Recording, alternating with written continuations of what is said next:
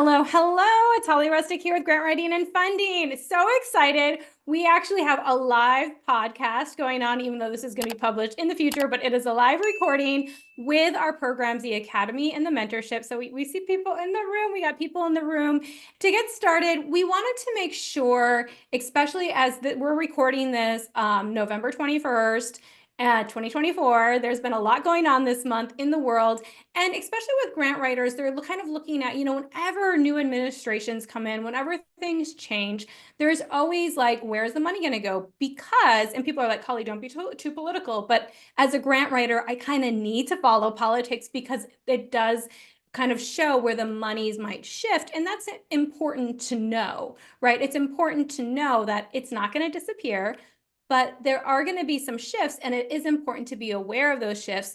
And it doesn't mean your cause area, all the funding is going to disappear for it, but it might mean that you might be looking at more foundation funding or more donor funding or more federal funding, depending on who you serve, where you're serving them, et cetera. And it's just to show different priorities. And we definitely saw this during COVID, y'all, right? We saw that with more education funding. We saw that with more health funding, all of those things, right? That's totally normal when global things happen, when there's huge social movements that are happening, and when political things happen, right? It's just money kind of changes and it flows. So it's important to know this. So I have Sean Kosofsky on the podcast with us today, and he has, like, you're saying 30 years of experience, y'all, in nonprofit work. And you're also, Sean, the nonprofit fixer, of course, and you've been a consultant for a long time as well, but you've also been an executive director for a national climate change nonprofit as well. And you've been a political activist and a political leader in the nonprofit space for a long time as well. So I said, Sean, can you come on the podcast, talk about some opportunities, some challenges as we enter the post-election, as we go into 2025? And you're like, yes. So thank you, Sean. Welcome to the podcast. Thank you. I love being back on the podcast, and I love being with your community. I love this.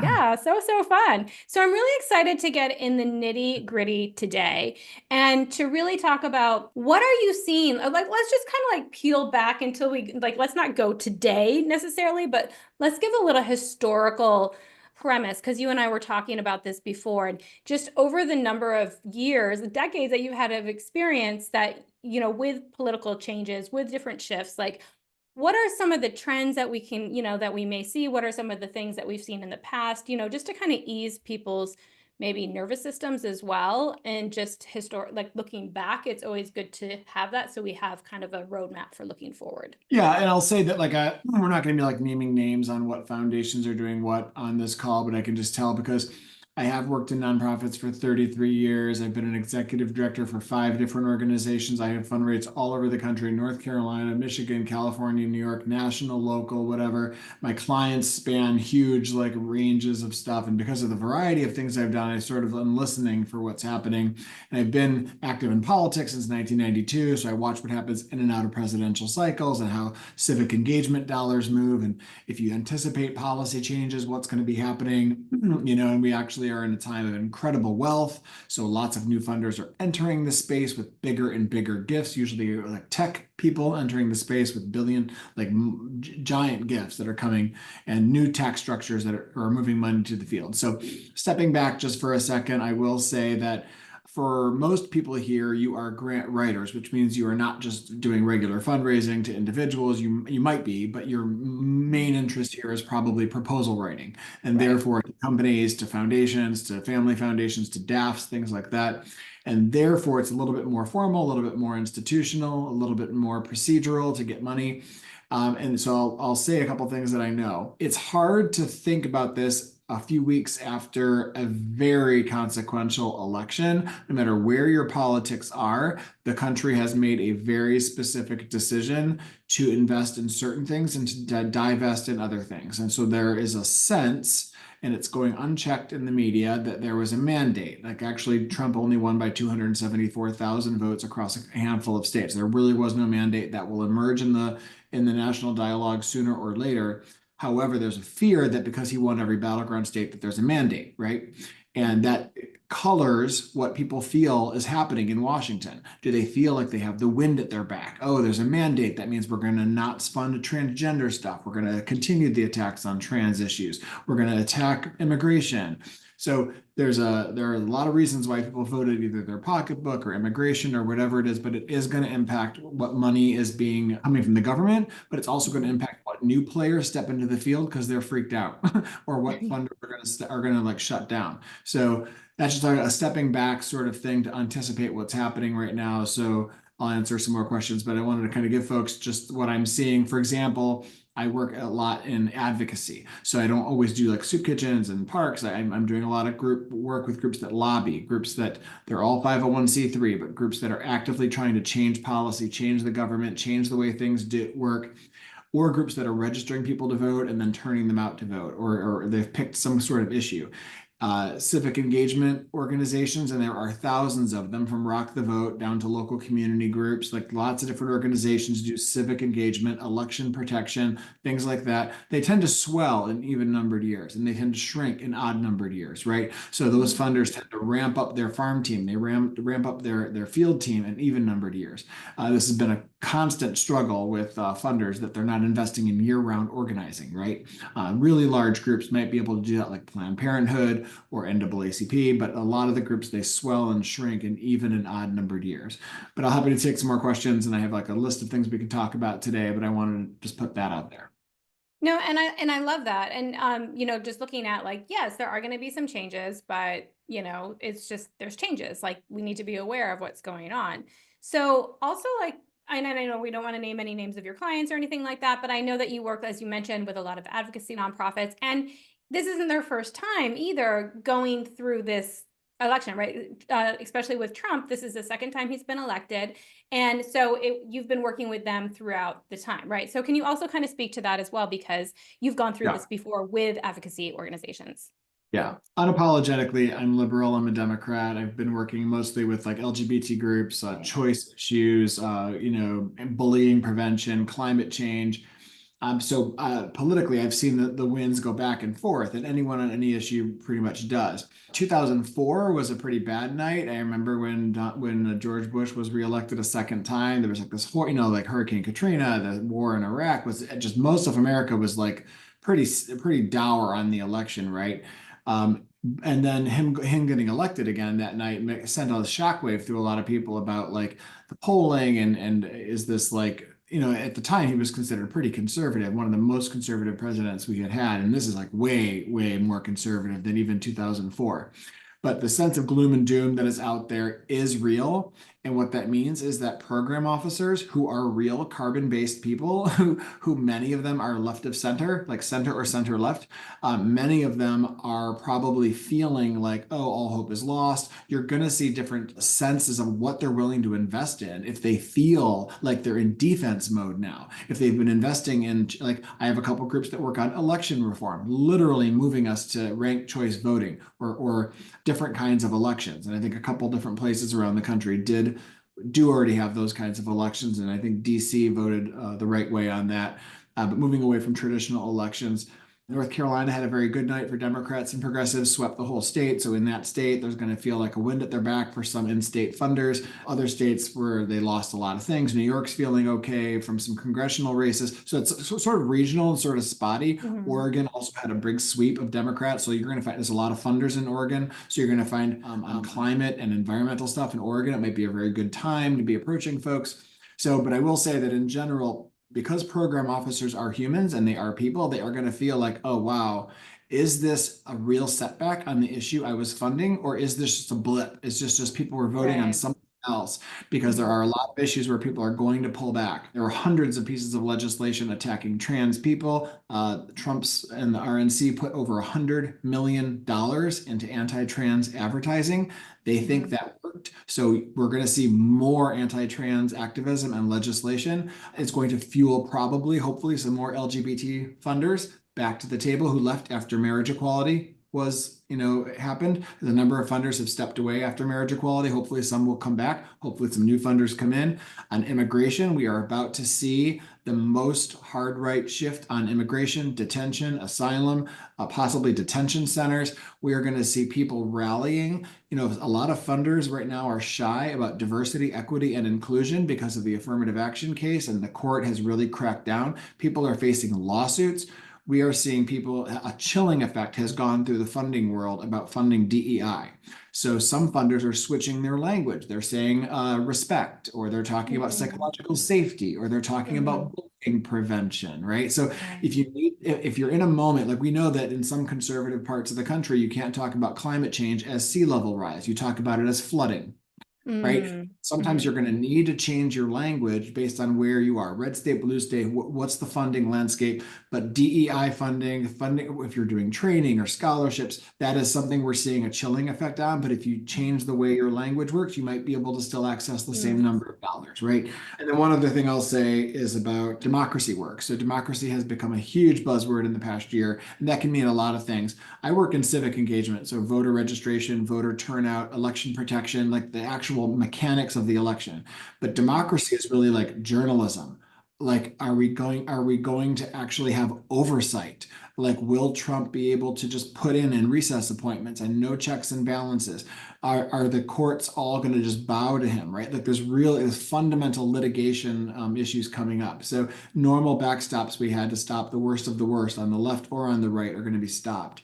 And you have Elon Musk coming in, who's threatening to cut $2 trillion from the federal budget. So this is critical. People need to remember and hear this. Elon Musk is going to run this thing called Doge, named after his Doge coins, his like Bitcoin Doge, Department of Government Efficiency. And he's promising to try to find $2 trillion to get rid of. He's already saying if you're a federal worker and you don't come back to work, like the return to work, like in a physical office, you're going to be fired. And that's going to save billions, right? So you've made a decision. You want to quit. That's how he's going to thin the herd. And there's lots of pots of money in the government that might just go away. So the one piece of legislation Trump was able to get done the last time he was in office was a tax cut. He's going right for the tax cut and right for immigration first again. And a tax cut means we're starving the beast. The government will have less money. That means they're going to cut social programs, right? So every Republican member of Congress and Democratic member of Congress needs to be lobbied to protect that funding, right? So a lot of local districts, even conservative districts, want these programs for like better women or whatever. So it's not a lost cause, but there's going to be less dollars to deal with. Right. And that's so much information, and it's so good information that you just gave us too, to kind of look at that and say, and I just kind of want to like circle back as well to how you were talking about, when there's years potentially, like when you have, whatever your cause area is, and if it's actually being implemented, if things are going like we talked about different laws that we're having, and then all of a sudden, like you might not have as much lobbying around that because your cause is good, right? You have some money in the pot, or you have a law that got passed, and the funders then are like, okay, they're good. We can go ahead and start funding some other things, right? So it's actually kind of interesting in a way to look at this, because a lot of people are like, oh my gosh, those monies are just going to disappear. They're just looking at the federal. But because of that federal impact, foundations then, as you've kind of talked about, and have you seen that they actually step up to the plate and start bringing back funding into those cause areas that may not be getting as much funding as the federal government now? It's a slow moving thing. There's only like 20 or 30 really giant foundations that can move quick, like Hewlett. There's some other organizations that they can say, wow, this bad thing just happened. We're going to release the Kraken, right? We're going to make grant making at 6% this year. We're going to make it 8%. We're going to dip into the economy is doing really well right now. So foundation endowments are high. They have more money than they've had in recent years. So grant making dollars should be a little bit more accessible, but they're conservative. They have no idea if Trump's tariffs are going to like hurt the economy, right? So there's a lot of uneasiness right now. There's hope. But yes, I don't think foundations are going to rally to the call. It could take one whole cycle, like until January to really know, but it's the chilling effect. No one wants to cross their boss or put into motion a set of grants that their new boss coming into the new administration is going to kill 3 months later, right? So it's a chilling effect. For example, on climate dollars, the climate bill, the Inflation Reduction Act that passed in 2022 or 2021, that has like $900 billion of money rolling out to states, being regranted by the states this year. So if you're working in climate, clean energy, anything like that, weatherizing your homes, things like that, all of that money that is rolling out to states. And if you're in a state that is more liberal or more conservative, it'll determine where those dollars go, to the governor's cronies or to nonprofits in the field. Right. So there's Yeah. opportunities with climate for sure. And the biggest dollars entering philanthropy are tech folks who are entering climate. Right. So I think there's real opportunities on climate and clean energy. There's always going to be money in conservation and like, the critters and the trees. And we call it like in conservation, like landscapes, critters and trees. And then like the human work, civil rights, all the other stuff I work on, it's up in the air. I don't think foundations will fill the gaps entirely. I do think they tend to rally around regional or local alliances, like 20 funders in Detroit get together and decide what's going to happen to the Great Lakes if we keep losing, our water. It's hard to say what the national trend is going to be, but I will say that as the DEI thing goes back, I would not be surprised if the other kind of way that people can work on that is democracy and immigration. I have a hunch there's going to be a lot of new money. And again, immigration and democracy could be broad. Try to fit your issues into that, because immigration is going to impact the workforce, right? If 1 million people are pushed out of this country, where are we going to find those workers? Right? There's like 1 million things that touch onto these issues that are about to, if we are smart as grant writers, we will be telling funders, you have no idea what's about to just start happening. And we need to have workforce development and training and education. We need to fill these dollars soon. Yeah. And I love that. And I love that point too, because yes, as grant writers, we are very attuned to the words. Like we don't use marketing, we use awareness, right? Like we use, all the things. So just to be aware and mindful of words, like you said, the DEI, like, ooh, actually start talking about psychological training or wellness or respect or those types of words to be able to tap into the same dollar. So definitely be looking at the funding opportunity announcements, y'all. Make sure what they are saying is not eligible any longer or just not a priority or whatnot. Like we can still navigate through using broader terms. Like I love that democracy, right? Democracy is a large term, immigration, and all of those areas that intersect at a larger and broader way as well. So Yeah. good, Sean. Yeah. And folks probably have seen that there's a bill in Washington. It passed the House of Representatives today, this horrible, horrible piece of legislation that could allow the president, with a stroke of his pen, to shut down any nonprofit, close it overnight if he calls them a terrorist organization. I don't know what the standard is for that or what the test is for that. If Trump thinks that Antifa, which I'm not even sure if they're a nonprofit or not, if they think Planned Parenthood or ACLU is a terrorist organization, ACLU sometimes will defend people who have been accused of terrorism. That's like, Edward Snowden, right? By leaking secrets. Some people think he's a hero, some people not. If ACLU defends him, are they going to be shut down? Like, what does that mean for America? So this bill just passed the House. It's going to be very close in the Senate, and that is going to have a reaction. The first 3 months of next year, as this new administration comes in, we just saw Matt Gaetz leave today. He pulled himself out. He's not going to be Attorney General. That was like there's all sorts of stuff coming. There's very few surprises, but I do think that environmental stuff is going to be harmed. The EPA, they could dissolve. The Department of Education, legally, they can't. But I think there's going to be a reaction on the other side. So just because certain issues lost, it could mean that people rally because they're about to be attacked, right? So be looking out for that. Set your Google alerts for different things that you're watching on funding, because the news cycle between now and the new administration in January or February will give you some ideas of what's coming down the pike.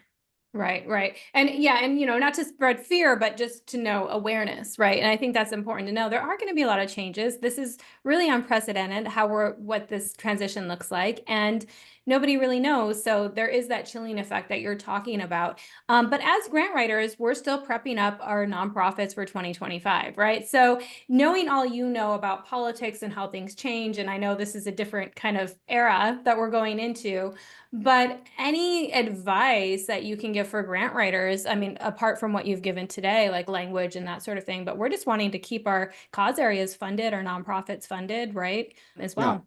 So I'll end with some good news, and I'll end with a general optimism that I have, which is things don't really change much in this country from year to year. I mean, there's a lot going on, but at the end of the day, a lot of things don't really change that much. But I will say that I think all grant writers who want to prove their ROI, who want to be even more useful, are going to need to become more generalist fundraisers. It is going to be more about two things: relationships, which we've always known relationships matter with program office. If you're a grant writer, give me grant. I write grant. I submit grant. But most fundraisers are actually relationship builders, the long term, right? So if you're just a proposal writer and you just write it, submit it, hit the portal, this isn't going to be you. But if you want to make yourself even more useful to the field, it is about building those relationships, because people give to people.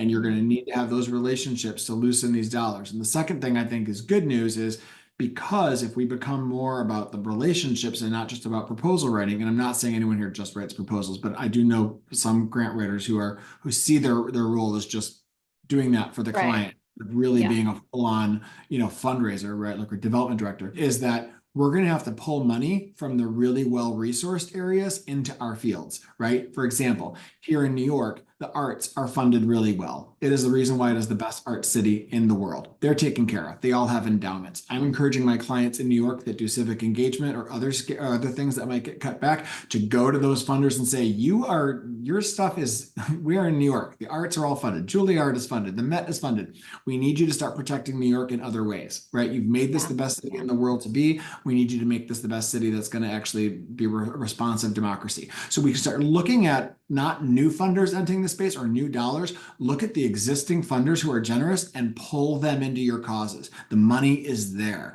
Find a way. Whenever there's a big shift like this, it's the perfect time to reframe your pitch and just pull the existing dollars into your causes. Make the case. And I think that there's going to be some shifts in priorities. But look at the well-heeled funders in your region and nationally.